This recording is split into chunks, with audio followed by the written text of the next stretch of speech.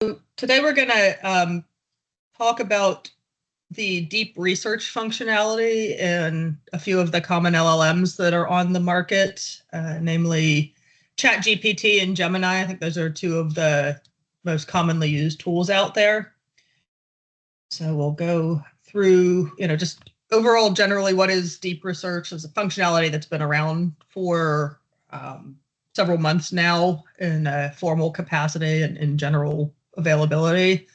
But we haven't really dug into it too much in Pub Health AI. So we'll go through that and talk a bit about what the value is for public health and how to get started using it and some considerations to keep in mind as you do. And then I'm going to show you some demos that I've run to compare the outputs of GPT and Gemini. And then if we have time, we'll go through a coding exercise to pull data from one of the repositories and load that into Colab. So think of deep research as your personal research assistant. I think of this as the let me Google that for you function. Basically, it's an agentic feature of LLMs that can autonomously browse hundreds of websites at the same time for you and iteratively reason over the information, synthesize it, and apply critical thinking and create reports and custom products with citations that you can verify, which is really helpful. I think one of the pitfalls of the earlier iterations of the sort of chat turn interface LLMs in particular is that you can't really validate where the sources are coming from, and there's not a transparent chain of reasoning that gets you to the output. So confidence was lower using those models for that kind of more robust research activities. So for the value in our context, there's the content, but there's also the contextualization and the larger scope of public health. So for literature reviews, these models have ingested the contents of PubMed, government reports, peer-reviewed journals, anything that's open source and has been included in their knowledge base as of the most recent training date. So asking the model when that is, that'll help level set what kind of data you're looking at. But you can synthesize information across research papers, which is helpful and sometimes can flag up interesting lines of inquiry that you may want to investigate more. And data discovery and analysis, it's another good opportunity. A lot of the open source knowledge bases that we use in public health, like CDC Wonder, the national surveys, youth behaviors like BRFIS, and World Bank data, census data, all of these things have been ingested from a kind of at least the metadata about them is available in the model's knowledge base. They won't be able to directly query because the actual atomic level data isn't part of the LLM's training content, but it can tell you what you can find in there, what other data sources that may relate to it. It can generate code that helps you query the API, or you can download a CSV file and then go into further analysis with the model. Policy research and synthesis, that's what we're going to talk about today, especially if you've got pages and pages of complex documents that you could read it and make your own inferences based on it, but it is definitely helpful to have those summarization qualities of the LLM and the kind of the deeper level thinking that a model can provide, and then you can apply your own professional judgment to what you're getting. And I think that's it. Generally, I find that it's most helpful to research in an area you already know something about, so you can validate whether your results are, on the face of it, whether they seem credible or not. If I was researching rocket science, I wouldn't know whether or not what I got back was decent info. But for some areas of public health, I certainly do. And another good use is hyper-local searches. Like if you need to look through town council websites for event planning, so you're doing a community health fair or something like that. This is the deep research is a great way to chew through a lot of that, very drilled down information quickly. And typically staying on top of news and trends, you almost don't even need deep research for that unless you're really looking longitudinally, but it is helpful. So how do we get started? First, you have to decide if this is even the right tool for the task you have in front of you. And then you can choose the tool that is going to, either that you have access to or that you prefer or that works best for your needs. The real basics are crafting your prompt, so you need to be explicit. Vague prompts are going to give you vague results. So the more you can help the model hone in on your desired output, or say temporal framing to like limit it to the last 2 years, or a certain aspect of the thing you're researching, that helps. And always ask it to include citations for all data or the source, so that you can go verify that it's not hallucinating and causing you something that you don't want to include. And structuring your prompt is important as well. This gives you the helps the model frame its approach, and we'll get into how the models do their research plan when we do the demo. But this helps you tell it what you think is most important for it to cover. So in the case of, say, historical development of AI, early foundations, breakthroughs for neural networks, and current trends and future predictions, that's a bit hypothetical, but you can still ask for that kind of thing in the deep research, and it'll take what's out there and give you some sort of synthesis. And reviewing and refining the research plan, this is the most important piece of it. Most models, well, the good ones, will give you an opportunity to it'll either ask you clarifying questions like, did you mean X? Did you mean Y? How would you like me to handle this? Or it'll give you the full research plan and how it intends to iterate through the content, and then you can make adjustments to that approach so that you can get the output closer to what you're hoping for. And again, important to review the sources and verify that they're current, credible, factual, and that gets us into the fact-checking space. That's a really important thing to do. You need to thoroughly review what comes out of your model. Always check the links, check the references, see if it's citing somebody's personal blog versus the CDC's, vaccine recommendations website. Those are important distinctions in terms of the quality of information you're getting. Generally, I have found that when I've run things like this, the models choose appropriate sources, and they're not finding much in the way of junk. But you need to trust but verify. Bias, always remember these models are trained on content generated by humans on the internet and in published materials, so they reflect whatever biases we have as, a group, and you need to systematically evaluate what you're seeing from different perspectives to make sure that you're at least aware of and managing any bias that comes out in the results. And rate limits, that's something that you will see, especially for free tools. You can get 5 deep research runs per month in both ChatGPT and Gemini. The paid plans have higher limits, I think probably 25 for GPT. Gemini, I'm not sure if there's a cap. I haven't hit it yet, but it's expensive for the models thought-wise, so they do limit what's provided, but the quality is still there even for the free tool runs. And so now we're going to get into a demo, but first I see a question from Zintars. Does anybody use deep research to verify deep research? I love to have the models cross-check each other, but I haven't done that yet.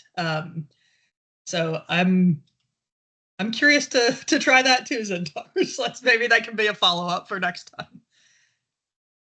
All right. Any questions before we get into the demo? Feel free to unmute and ask.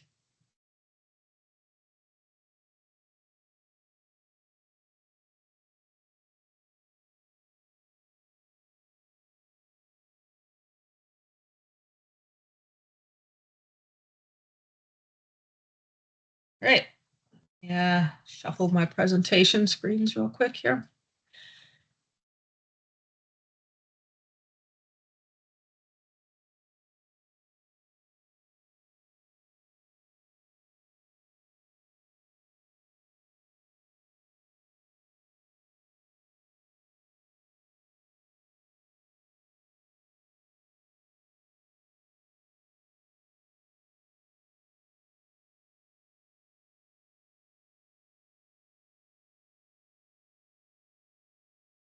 All right.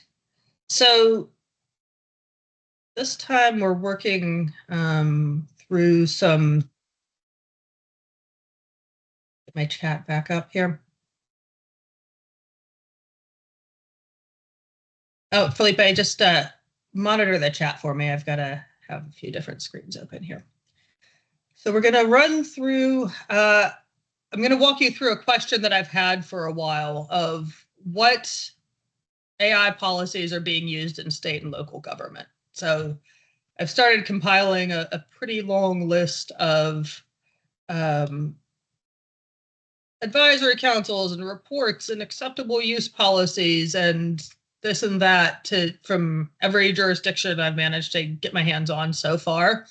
If your jurisdiction has one, send it over. I'd love to see that. And it's part of what we're kind of a larger effort that we have underway to really synthesize across policies in basically for our entire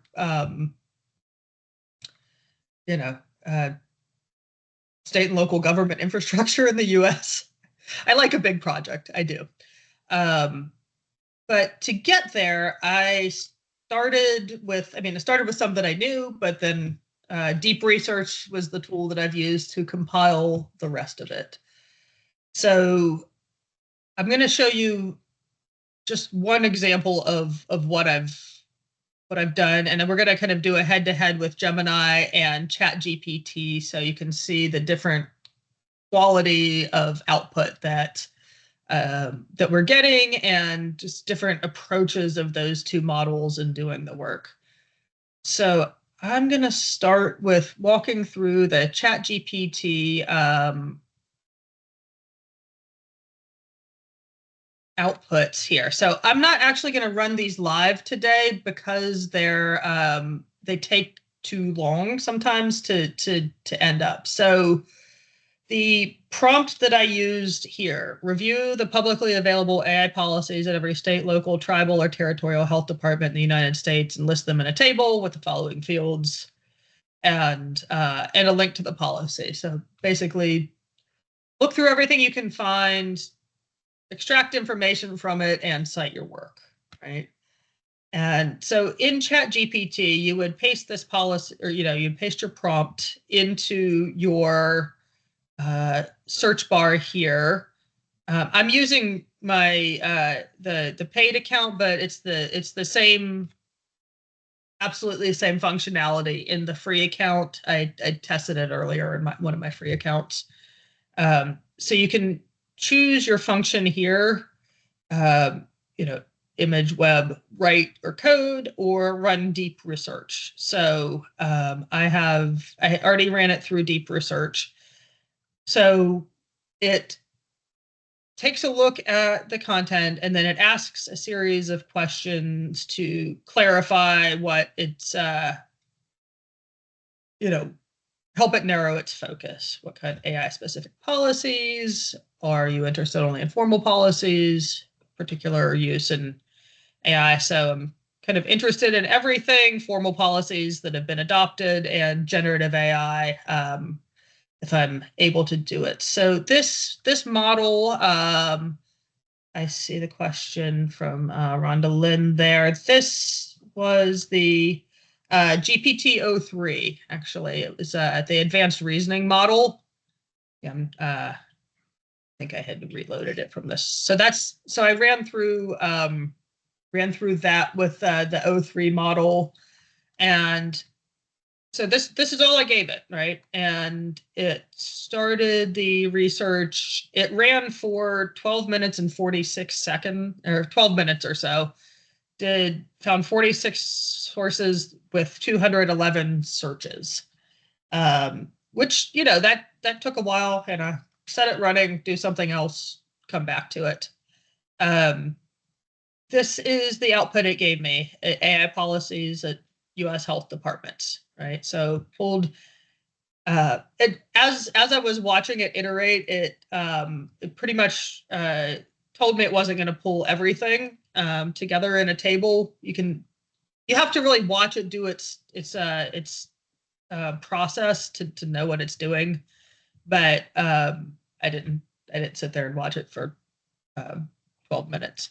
But this gives the jurisdiction, the agency type, policy, date adopted, status, and a link to it with the.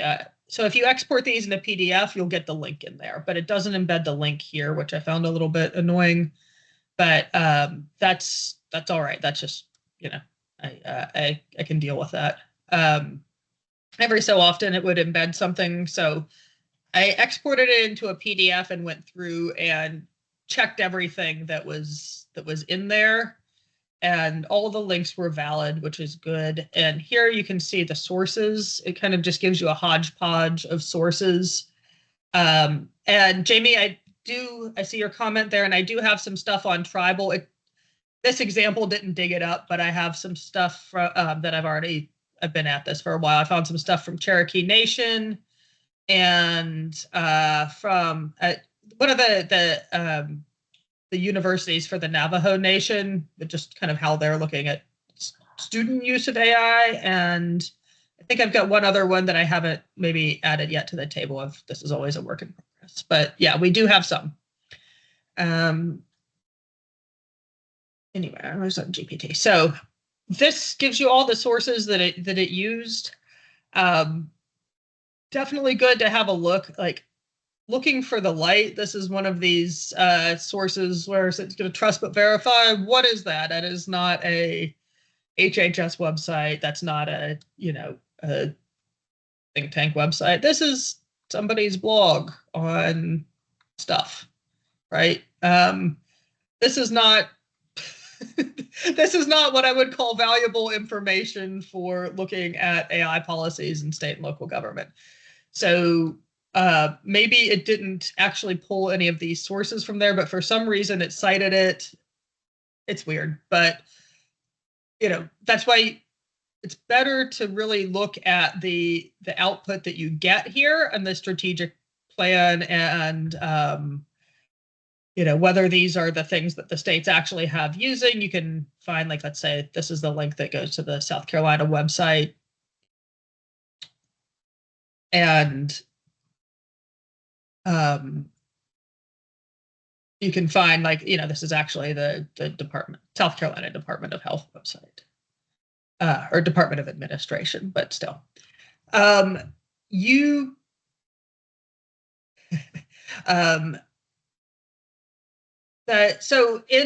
see a question from Robert there in the chat as well. You can connect the citing to the results in some outputs, but not always. So, like, I don't know exactly. I think it reviewed all of these sources, but only pulled, these are the ones that it's actually citing, that it's preparing in the report. So just because there's some, junk in there doesn't mean that it's actively being used, like, to underlie what's being presented as the final result. It's just saying, like, make sure that these links actually go to the things that it says it does. That's pretty much where I would what I would advise. But it does it omits things appropriately typically as well. All right, so that's where GPT takes us. We're going to go look at the same prompting turn. Actually, no, I'm going to talk about the OpenAI playground. I found this to be a really difficult way to get the prompting to work. So this is OpenAI's sort of more comprehensive interface for using its models. You still have the chat style interface. The models that underlie it are the same. But this is, it gives you more options in terms of, creating variables, setting temperature, things that are important to, using this as a developer tool. But I did not like it for this task at all. I used the exact same prompt that I'd used with the regular GPT interface, and I gave it a sort of a message, like a little bit of a character, I suppose. Try to help it some, but I hit rate limits every time. I ran this probably 6 times. I tried to shorten it.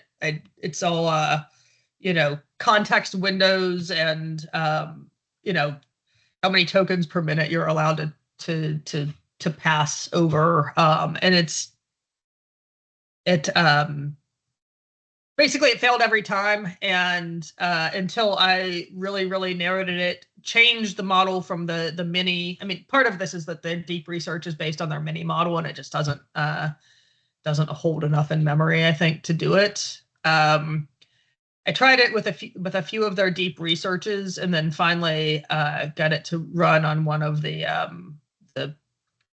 Pro version models, but I still thought the results were not great. It only returned two links, Washington and New York, and the link for the Washington policy was broken. So I wouldn't recommend the OpenAI platform. I was expecting it to give similar results to the ChatGPT interface, but it didn't. So that was interesting. That was a learning experience. That's why I look at a bunch of different tools on things to compare, because ideally you'll have something that's solid all around, especially if you're looking from an institutional point and investing in, say, one AI tool set to rule them all kind of thing. But yeah, so that would call the OpenAI playground a bit of a letdown for that. And now we'll go look at Gemini again, passing it the same prompt that we passed in for the ChatGPT and the OpenAI playground. And this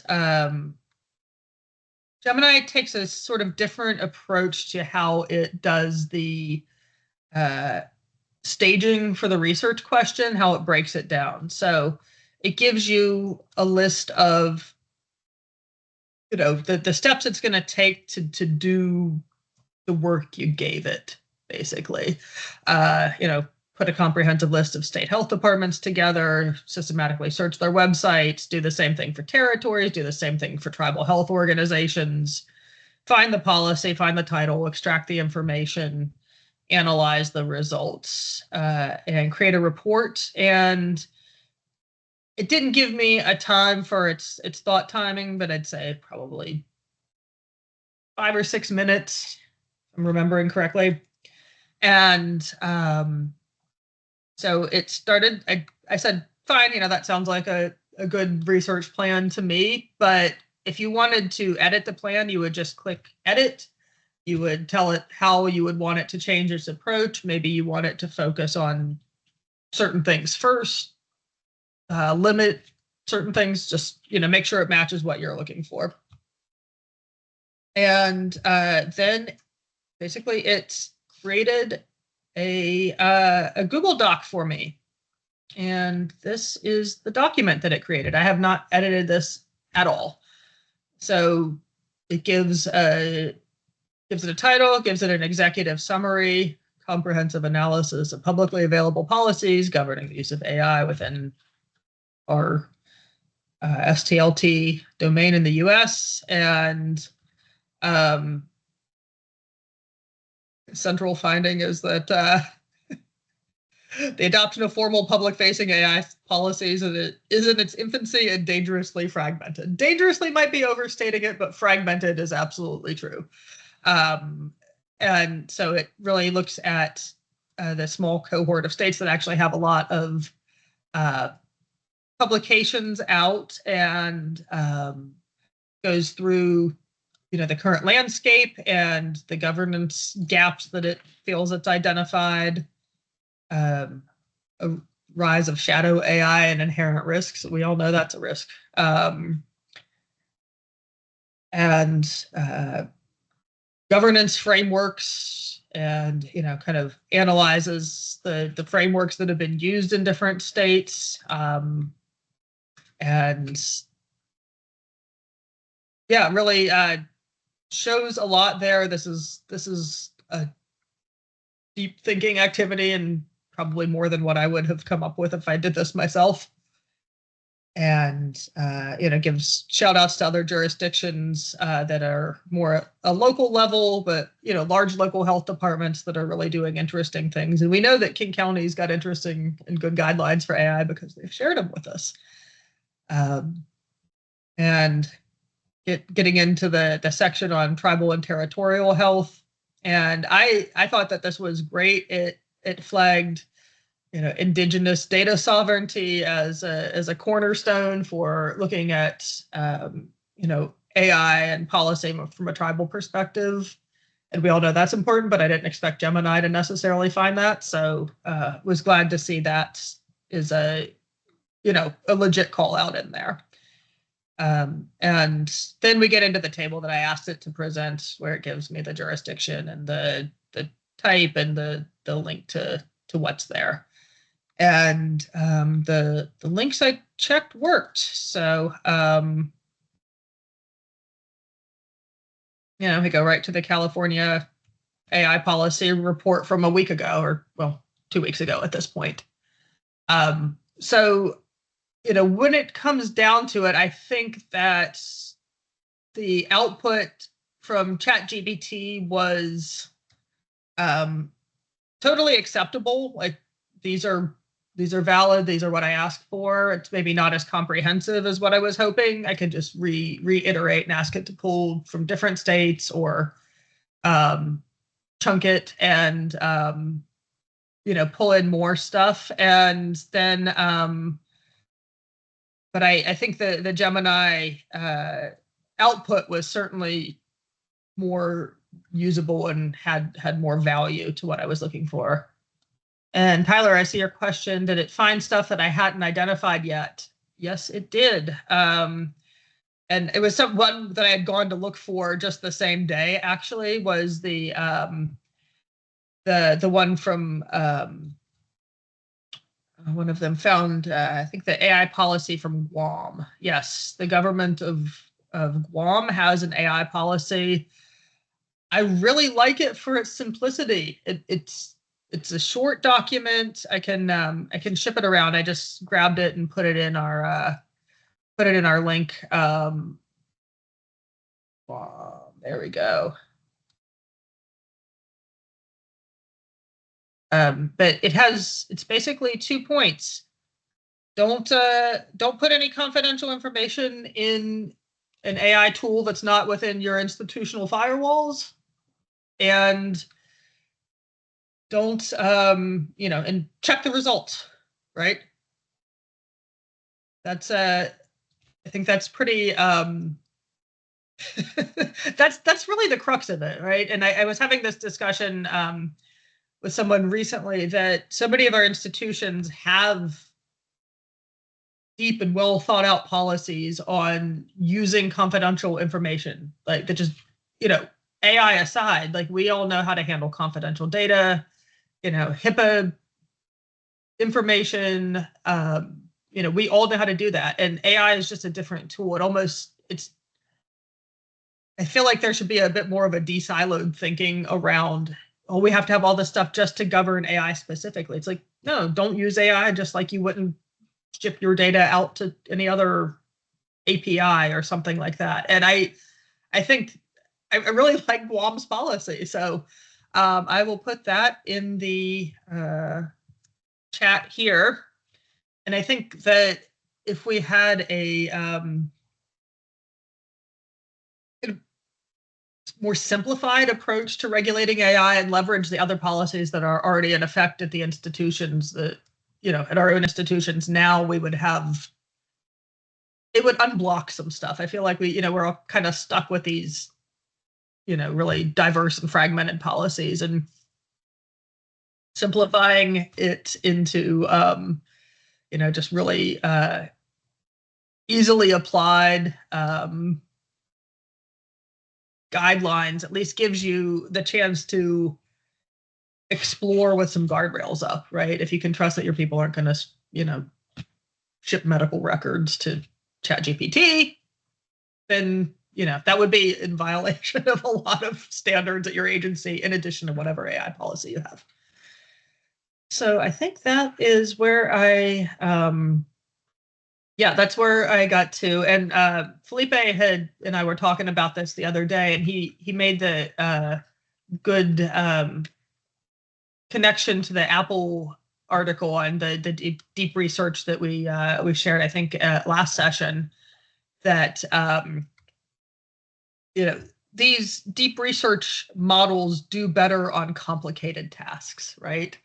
So the more complexity you can give it, the better. And because I have a couple minutes left, I'm going to quickly show. So, I was playing with Gemini and asking it just to give me a list of some of the data sets it has access to, right? Burfus, NHANES, vital statistics, all the global health observatory stuff, the IHME global burden of disease data. I saw Ali from IHME is here, so I was having fun playing with the GBD data in Gemini the other day, and lots of kind of national level data sets. So these, like I said, they're not going to be fully ingested into the models, but it can tell you a lot about the metadata and can help you write your code to get to those. Let's see, find my Gemini code here.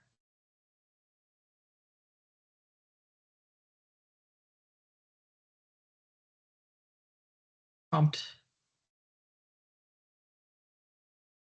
So this is one that I was playing around with. I'll just start with it from CDC Wonder. I was curious how much I could actually get it to extract, and it told me that it's not able to connect directly to CDC Wonder because the API interface has limitations that stop the models from going straight in, which I'm not surprised by. If you go into the CDC Wonder portal, you have to manually attest to their terms of use for the API and whatnot. So I asked it to just generate the query in Python that I might use to do this myself if I wanted to. And I actually cross-checked this against the API setup for Wonder, that it was putting in the XML request parameters correctly. Like they have a few requirements to how their stuff is set up. And the nice thing about this is you can export it to Colab, which creates a shared notebook that you can use to actually adjust and run the code in your environment. Or if you wanted to work with a colleague on it, you could do that as well. So it's basically like a Git type of thing, or like a Jupyter notebooks that you can share. So you can do that for CDC Wonder. You can do that for the IHME, like it compared the access methods that I would need for the two interfaces. And then it also just generated me a nice set of Python code that I could use to analyze the GBD data. And you can also just export that in Colab, adjust it. So you don't even really need to port these things back over to your Anaconda or your preferred programming interface. So you can take your deep research and then start really going down the rabbit hole of finding the data sources that might support further analysis as well. That was how I spent my day yesterday. Any questions? Thoughts? Has anybody used this? What have you found? And Felipe, you can stop the recording.